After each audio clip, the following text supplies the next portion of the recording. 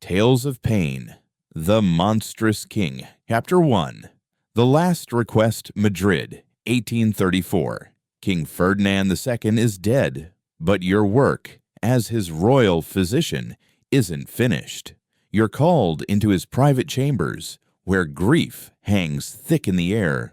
The Queen Regent, Maria Cristina, is waiting. Her eyes are swollen from weeping, but her words are steady, deliberate. What she asks of you isn't treatment, isn't diagnosis, isn't even prayer. It is something unnatural, something chilling. You hesitate. Your eyes drift to the lifeless king sprawled on the bed. Even in death, he seems to mock you, a grotesque reminder of the cruelty, paranoia, and iron-fisted control that defined his reign. But it isn't his face that grips your attention. It's what lies beneath the sheets, the deformity, the monstrous symbol of shame and obsession that shaped a kingdom. And now, your hands are tasked with preserving it. Chapter 2. The Bloodline Curse. To understand Ferdinand, we must begin with the blood itself, not metaphorically, literally. For centuries, Spain's royal families had intermarried, weaving tighter and tighter circles of cousins, nieces, uncles. The Bourbons and Habsburgs produced not a noble lineage, but a genetic minefield, fragile bodies, weak minds, strange deformities. By the late 18th century, this toxic inheritance produced Ferdinand. Born October 14, 1784, to Charles IV and Maria Louisa of Parma, first cousins themselves. The boy never had a chance. The dice had been loaded for centuries, and Ferdinand rolled snake eyes.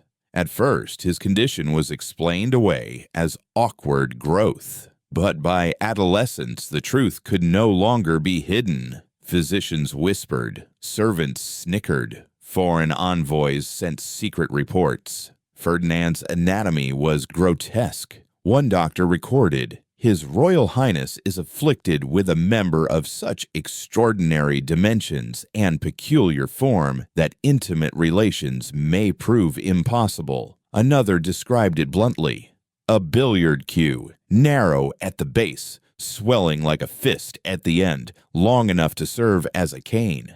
This wasn't envy. It was terror. Chapter 3.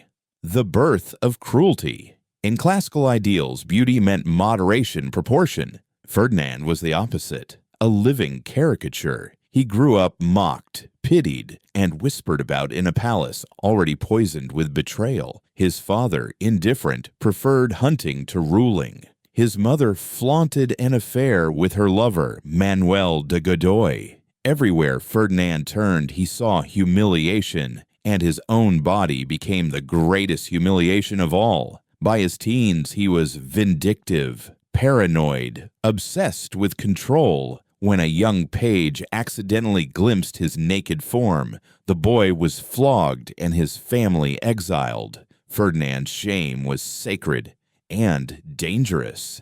Chapter 4. The Impossible Marriage. When it came time to marry, physicians confronted a nightmare. Dr. Francisco Flores wrote privately, "The royal member swells to a girth defying precedent, exceeding 10 inches at rest, curved, malformed, lined with scar tissue. Intimacy would be impossible without grave harm, so they improvised. Custom devices of silk, leather, and padded cushions, strange ointments, oils." The royal bedchamber became a grotesque fusion of clinic and dungeon. And then came Maria Antonia of Naples, Ferdinand's first wife. She was young, bright, full of hope. But on her wedding night, reality struck. Her screams echoed through the marble corridors. "Monster! Monster!" she cried. Doctors were summoned. The procedure began. Pain dulled only by laudanum. From then on, their marriage was nothing but drugs, cushions, sobs, and silence. Chapter 5. Broken Queens. Years passed. No pregnancy came. Ferdinand grew obsessed, blaming his wife's resistance. He summoned astrologers, mystics, even fortune tellers from France and Italy. Rituals with incense and chanting followed. Maria Antonia conceived twice, but the pregnancies ended in tragedy. One miscarriage at 4 months, another catastrophic loss that nearly killed her. By 1807, she was dead. Fever, said the records. Despair, whispered the court. Ferdinand's grief twisted into paranoia. He accused her of sabotage. Her apothecary soon turned up dead, and then he remarried. Maria Isabel of Portugal, young, radiant, and doomed. Her screams on the wedding night were loud enough to reach the guards. By morning, bloody sheets were carried away. She withered into silence. Trauma consumed her. She flinched at Ferdinand's presence, avoided his gaze, starved herself. But Ferdinand only grew more suspicious. He turned their marriage into a public medical theater, summoning surgeons and even circus performers to study his anatomy. Sketches circulated secretly in Europe, where scholars debated the monstrous manhood of Spain. In 1818, Maria Isabel was gone. Exhaustion, said the court. Surrender, said the whispers. Chapter 6. The third experiment. Next came Maria Josepha of Saxony. Unlike the others, she approached her marriage like a science experiment. She documented every attempt at intimacy in meticulous detail. Dates, techniques, failures. Ferdinand grew paranoid. Certain she was spying, he confiscated her notes and searched her rooms. But in 1829, the unthinkable happened. Maria Josepha became pregnant. Spain rejoiced. Ferdinand spiraled into mania. Guards stood watch around the clock. Priests blessed the unborn child. Doctors from across Europe flooded Madrid. Even mystics were consulted. But the pregnancy faltered. At 7 months, complications struck.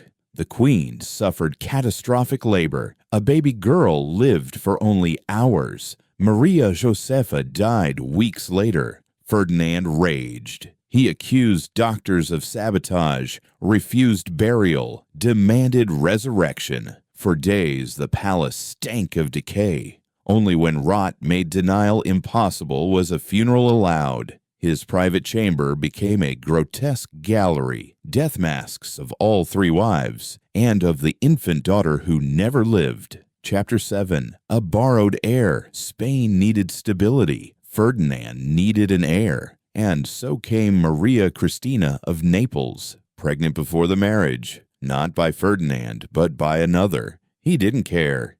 In 1830, she bore a daughter, Isabella. Spain had hope at last. Ferdinand had an illusion, but the illusion required control. He spied on Maria Cristina through peepholes in palace walls. He inspected her meals, her prayers, even her books. Servants were interrogated, letters intercepted. As Isabella grew, Ferdinand obsessed over her face. He hired artists to sketch possible fathers, then compared the portraits to the child. Scientists were ordered to prove her bloodline. None dared tell him the obvious truth. Chapter 8. The collapse of a king. By the early 1830s, Ferdinand had unraveled completely. He accused Maria Cristina of poisoning him through touch. He demanded humiliating medical inspections before intimacy. He dissected Isabella's dolls, searching for hidden devices. The court itself decayed with him. Ministers whispered in fear. Servants rotated daily. Foreign diplomats reported a palace ruled by madness. On September 29, 1833, Ferdinand died, officially from gout. In truth, from a lifetime of paranoia, obsession, and the curse of his own body. Chapter 9. The final preservation. And then came your duty. The final order as royal physician.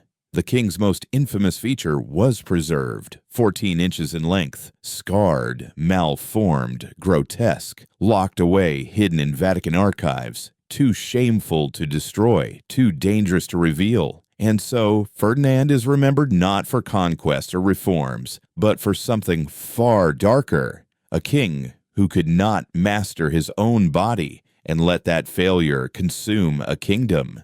Spain paid the price. His wives paid the price. His daughter bore the weight of delusion, and somewhere in wax and silence lies the most grotesque relic of all, the final monument of Ferdinand's reign. A warning of what happens when shame, trauma, and obsession are given a crown.